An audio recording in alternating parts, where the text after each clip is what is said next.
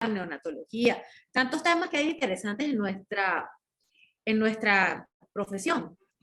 Pero realmente podemos a veces ver que nuestro desempeño como pediatras, el problema como más grave que se nos viene a presentar es en el momento que nos llega el paciente a la consulta de pediatría. Cuando una mamá llega por primera vez y nos pregunta que tiene problemas en relación a lactancia, pues ahí sí, pues se nos viene como la pregunta del millón y qué problema tan tremendo tenemos que resolver, ¿no?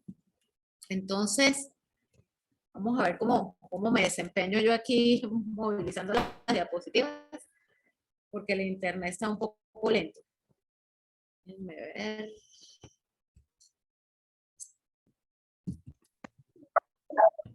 Ok, muy bien. Entonces, como les digo, pues hablar de lactancia humana puede resultar un tema pues poco atractivo, pero el motivo de consulta más frecuente, la dificultad de resolver, pues realmente es inmensa cuando una madre llega por primera vez a la consulta con un problema de lactancia.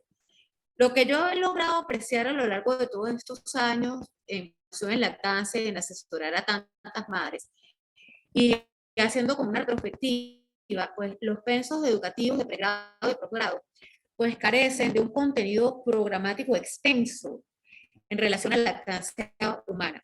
Y si el pediatra tiene alguna intención de tener una formación o adquirir una certificación en lactancia materna, pues hay una gran variabilidad de costos y pues a veces podemos decir que son muchos cursos que no tienen certificación universitaria o algunos sí, y pueden variar en costos entre $140 a $1,000, y pues realmente esto es un capital que representa una inversión importante dentro de la economía individual de cualquiera de nosotros. Entonces, pues la lactancia humana queda siendo como esa cenicienta de la pediatría, ¿no?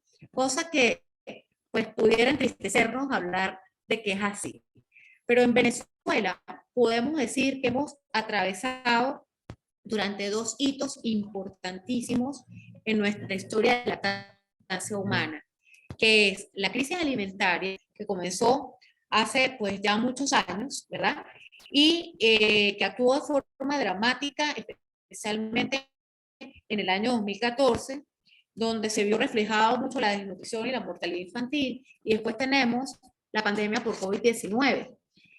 En el primer escenario, nosotros pues, fuimos llevados al límite de la hambruna, donde pues, los altos costos de la adquisición de una cesta básica pasa de ser de una crisis alimentaria a una catástrofe alimentaria.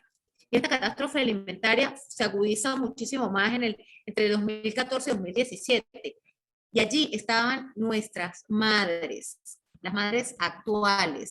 Y esto realmente pues, es un cataclismo biológico para ellas, porque la malnutrición materna pues, trae como consecuencia el retardo de crecimiento intrauterino, partos prematuros y con todas sus consecuencias, hospitalizaciones en neonatología, a veces pues complicaciones que van a impactar en la infancia del niño. Y también hay mortalidad materna, porque pues en los últimos años se ha visto con gran preocupación el surgimiento de una cantidad de patologías que han afectado a las madres y que lógicamente pues trae como consecuencia un producto de bajo peso, ¿no?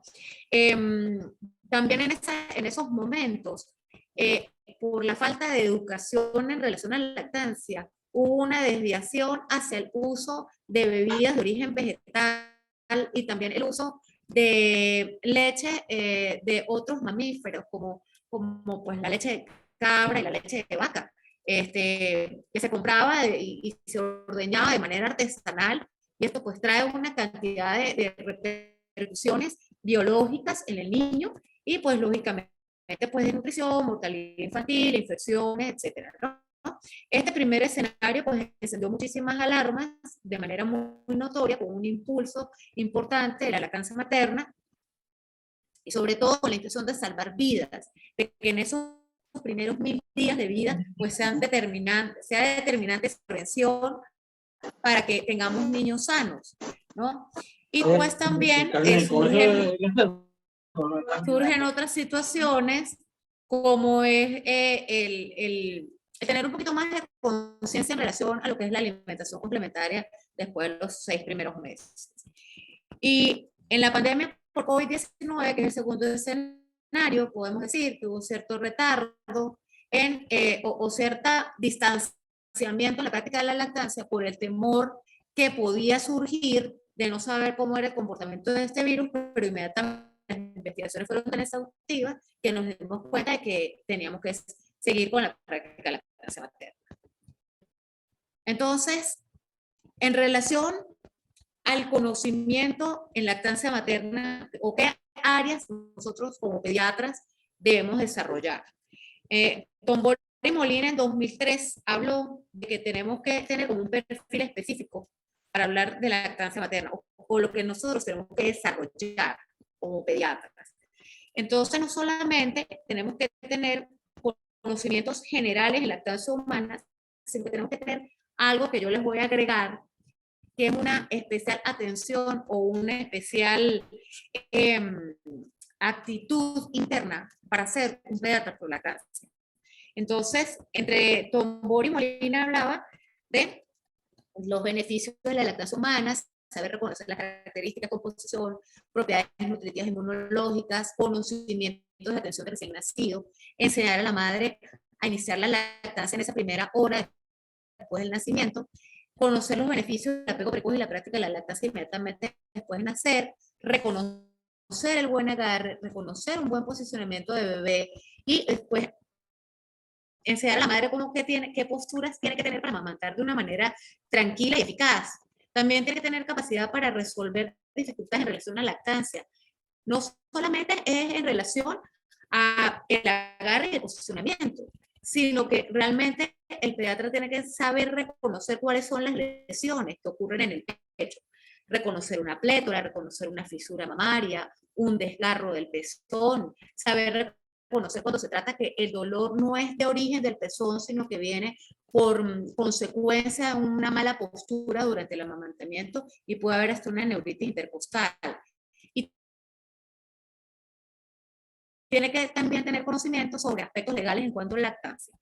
Entonces, ¿cuál sería esa actitud interna que tiene que tener el pediatra? Tiene que desarrollar la voluntad, la constancia, confianza y pasión en relación al tema. Si nosotros no tenemos una constancia y no tenemos un apasionamiento por la lactancia materna, podemos tener todos los conocimientos en relación a la lactancia y no vamos a triunfar. Porque realmente ese es el producto que nosotros tenemos que promocionar. Tenemos que promocionar una conducta en lactancia y la leche humana como el mejor alimento. Capacidad de oratoria y destrezas para convencer y convencerse. Tiene que tener esa capacidad y darse cuenta de que pues, la leche humana es el mejor alimento del mundo. Tiene que tener un lenguaje adaptable a todos los escenarios y sobre todo saber entender el contexto donde está. Porque hay algunas madres que sí pueden entender lo que uno está hablando, pero hay otras que no. Entonces el lenguaje tiene que ser muy sencillo, tiene que ser adaptable a todo escenario. Haber establecido procesos de desaprendizaje de conocimientos errados y caducos en cuanto a la lactancia materna. Y es decir, como vencer los propios obstáculos que nosotros tenemos para poder continuar y desarrollar en todo lo que es la educación en lactancia.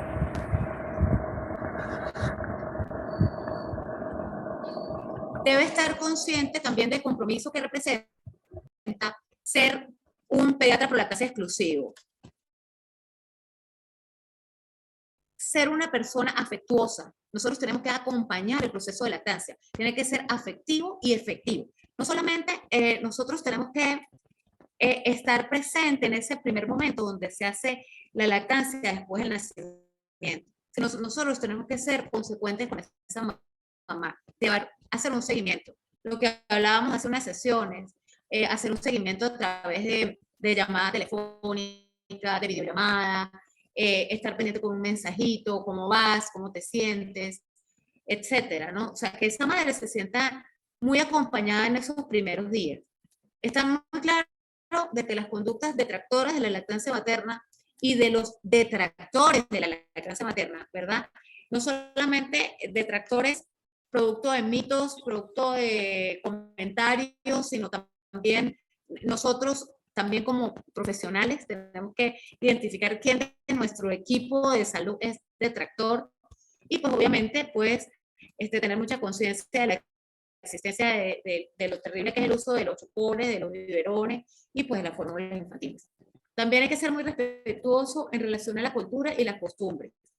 El uso de los supuestos galactogogos, bien sea pues alimentos o bebidas, que cultura las madres las consumen, ¿no? Hay que ser respetuoso, hay que mirar amorosamente la cultura y poseer una gran capacidad y sobre todo de paciencia y de tolerancia.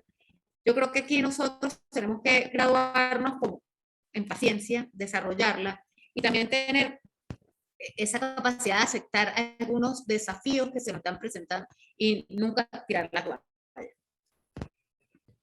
Entonces, en ese escenario de esa actitud interna, también nosotros tenemos que desenvolvernos de forma adecuada cuando hay casos en bebés prematuros o cuando hay gemelos, fomentar la estrategia de la consulta pediátrica prenatal y quizás volvernos como captar a esas mamás, no solamente cerca del momento del nacimiento, porque a veces a lo mejor no nos da chance, sino quizás anticiparnos muchas semanas antes y empoderar a esa mamá, darle las herramientas necesarias para que ella pueda lograr un nacimiento lo más amoroso posible y que también pues ella exija que se dé el apego precoz. Tenemos que tener como norte que la lactancia tiene que ser a libre demanda y que también tiene que haber lactancia nocturna. Y hay que saber entender los procesos fisiológicos por los cuales la lactancia nocturna es tan importante y al no tener esa práctica de lactancia nocturna, puede haber causas de destete o de fallas en la producción de leche materna. No ser prácticas complementarias que favorecen la lactancia como son el poteo y el colecho. A estas prácticas quizás nosotros no, a lo mejor no estamos tan de acuerdo, pero son prácticas que favorecen y sobre todo en padres que son muy jóvenes, están muy dispuestos a este tipo de costumbres, ¿no? De incorporarlas a sus vidas, ¿no? Al parecer, pues estas prácticas son mucho mejor llevadas en culturas y en sociedades donde no hay alto consumismo y pues son prácticas que realmente favorecen la lactancia y de hecho hasta la lactancia prolongada, ¿no? Poseer el entendimiento de que la madre es la protagonista del amamantamiento, aun cuando el niño es nuestro paciente. Eso hay que saberlo entender, de que nosotros vamos a captar a la mamá y después veremos los beneficios en el bebé. Propiciar dentro de la consulta esos espacios para comentar, como les dije anteriormente, la consulta pediátrica prenatal, ¿no? Entonces, vamos a ver la siguiente. Entonces, analicemos el escenario actual. ¿Qué es lo que está pasando? La iniciativa Hospital Amigo de los Niños la tiene muy clara, ¿no? Que es transformar los hospitales y las maternidades mediante la implementación de los 10 pasos, que son pues, los pasos clave para lograr ese hospital amigo de los niños. Pero ¿dónde estamos y qué es lo que ha ocurrido?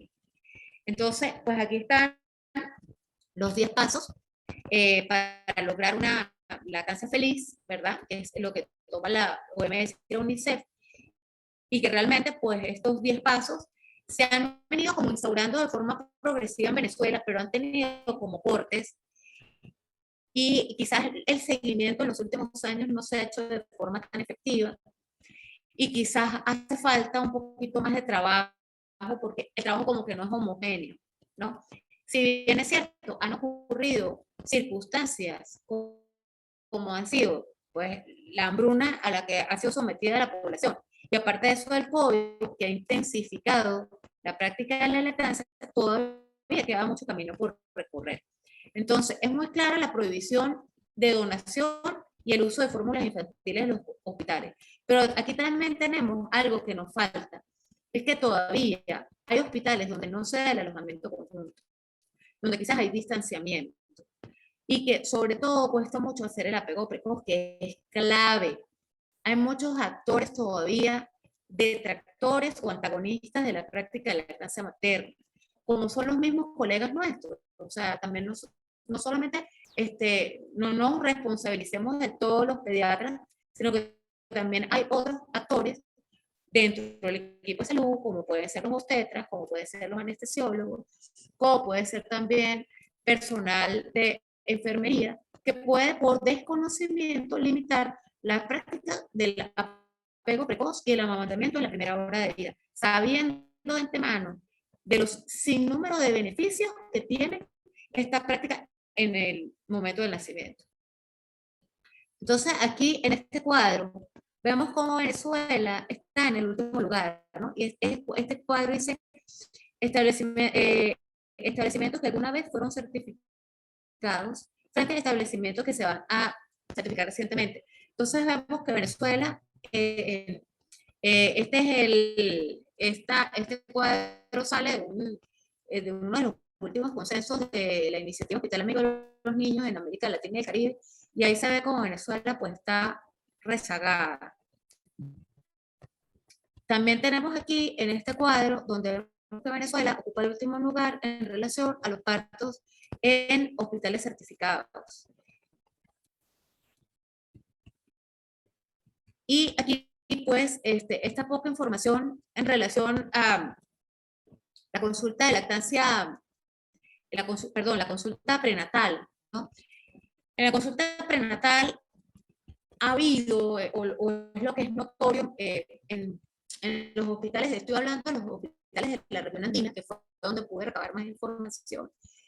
En los hospitales centrales de la región, pues no está funcionando la consulta prenatal. Entonces, en este espacio no se está dando o estamos perdiendo un espacio para hablar de lactancia materna.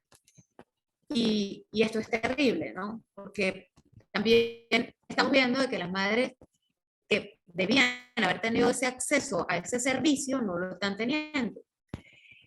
En los casos de las unidades de cuidados intensivos neonatales, la demanda de trabajo sigue siendo impresionante y quizás no sea ese espacio propicio para el amamantamiento en esas áreas. Quizás no sea un apoyo suficiente a la madre o pues también el personal de salud está tan atiborrado de trabajo que se le hace difícil que se logre lactancia en estos retenes, ¿no? Se siguen repitiendo errores comunes como son las fallas en el agarre, en el ofrecimiento del pecho al bebé, la colocación del pecho de esa forma inapropiada, provocando lesiones en el pezón. Y es que también hay que tener muy claro las diferencias que existen en el agarre o en el posicionamiento de un recién nacido versus el posicionamiento que se le da a un niño mucho más grande. Y el posicionamiento que realmente le tenemos que dar al recién nacido es pues tomarlo pues desde la parte de atrás de la cabeza y ir direccionándolo y darle a la madre esa confianza para que pueda agarrar el bebé. Quizá a nosotros como pediatras se nos hace muy fácil agarrar un recién nacido, pero ella no, y más porque su hijo lo siente muy frágil. Y también no sabe cómo ofrecer el pecho. Siempre está esa tendencia que se ve de forma muy frecuente, que es que la madre se toma el pecho en forma de tijera, limitando el sitio de posicionamiento de la boca del recién nacido. Y pues si uno deja un recién nacido hacer un agarre que no es eficaz, pues lógicamente la lesión de pezón es inminente, ¿no? Y tampoco hay conocimientos en la relación del comportamiento del recién nacido y de la presencia de los brotes de crecimiento. Y los brotes de crecimiento es clave hacérselos saber a la mamá, porque cuando no se le explica que a los 10 días aparece un brote de crecimiento, que a las 6 semanas viene otro brote y que el más terrible es el de los 3 meses de edad, si eso no se le explica a la mamá, pues lógicamente en esas etapas las probabilidades de destete son muy grandes. Muy bien.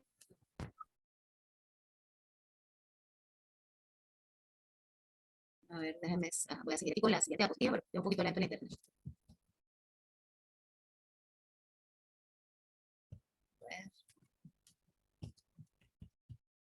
Ok, ajá. Esta diapositiva fue una de las más interesantes que yo conseguí en este consenso del 2016 del Hospital Amigo de los Niños. Y aquí se ve como en primer lugar está la falta de, como esa falta de cambio de costumbre hacia la lactancia materna.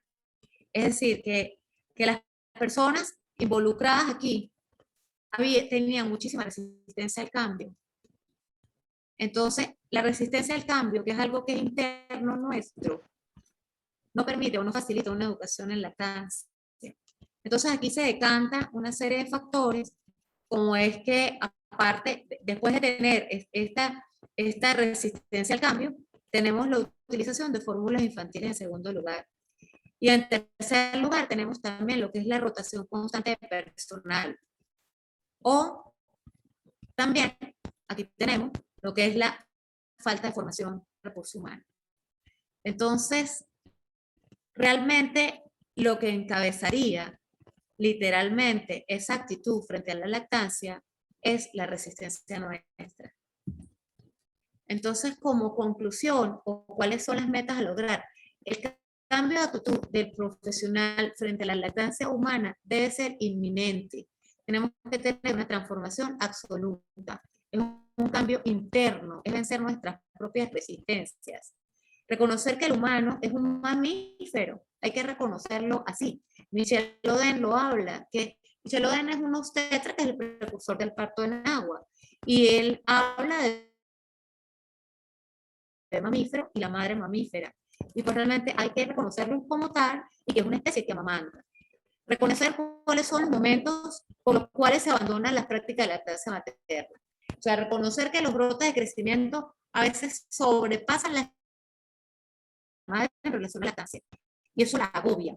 Y hay que acompañarla. Y hay que decir que esto va a pasar, que es transitorio y que es algo que es necesario para el crecimiento del bebé.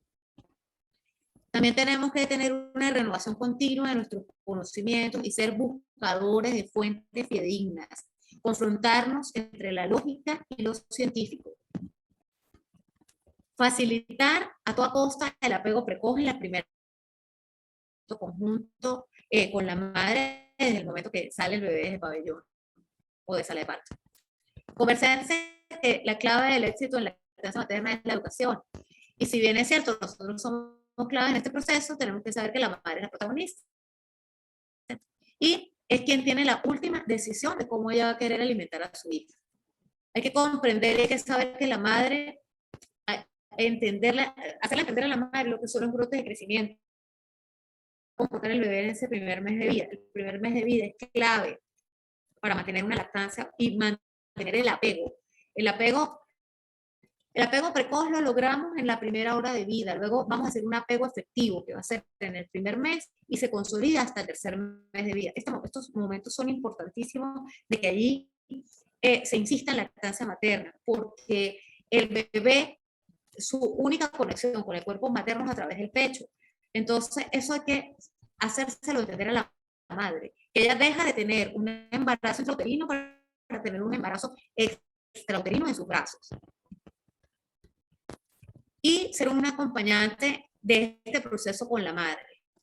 Hay que decirle a la mamá que ella, aparte, en esa consulta pediátrica prenatal, hay que decirle a la mamá que ella va a pasar mucho tiempo en pijama, hay que decirle a la mamá que va a pasar mucho tiempo en su casa, atendiendo al bebé, que quizás no le va a dar tiempo de arreglarse y quizás va a tener que abandonar una cantidad de actividades que ella hacía y que disfrutaba enormemente antes de ser madre. Porque si no se le advierte, hay fracaso en la lactancia. Porque ella va a querer sustituir el alimento que le está ofreciendo su hijo por fórmula. Hay que educarnos en otras prácticas. Hay que educarnos en colegio, hay que educarnos en porteo. Hay que de vez en cuando participar en algunas actividades que realizan las doulas. Hay que involucrarnos en otras actividades que son tan nutritivas como estas, que quizás nos permiten un acercamiento distinto hacia las madres.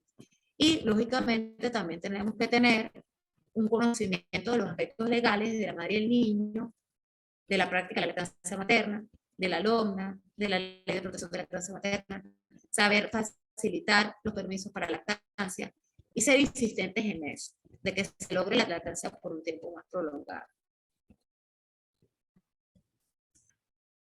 Ya por último, y para darle las gracias, pues los pediatras somos claves en esta cultura de lactancia. Nosotros tenemos que asegurarla, porque es lo único que realmente va a proporcionar la salud para la infancia. Bueno, espero que haya sido de provecho para ustedes estas reflexiones que quise hacer y sobre todo muy propicia la hora para irnos ya a dormir con varias inquietudes. Bueno, muchísimas gracias.